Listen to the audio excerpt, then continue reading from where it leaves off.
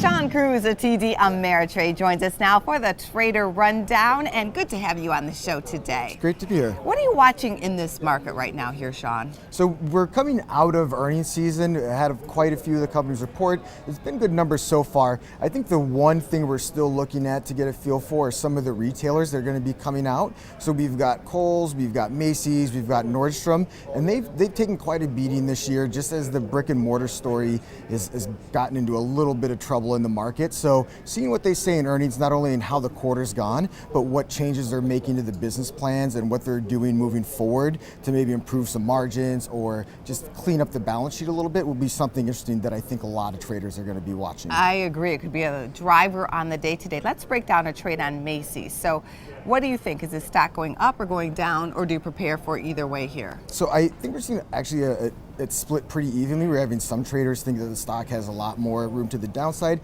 Some think it's kind of already run its course, and it has been down significantly more than a lot of its peers.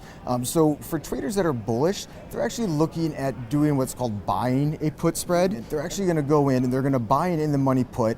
I think one we've seen active is the 18.5 strike. Okay. And then to finance buying that put, they might look to go out to the 16.5 strike and sell that, so that way they're not paying up as much for the elevated premium in those options. NVIDIA, the chip maker, another stock to watch coming out with earnings. Are you bullish or bearish on this one? So NVIDIA is another interesting one. It had a massive run this year. So some traders actually think that it might maybe have run its course to the upside this time, might be running out of a little bit of steam, but they don't want to necessarily just short it right at this price level. Snap, quick commentary.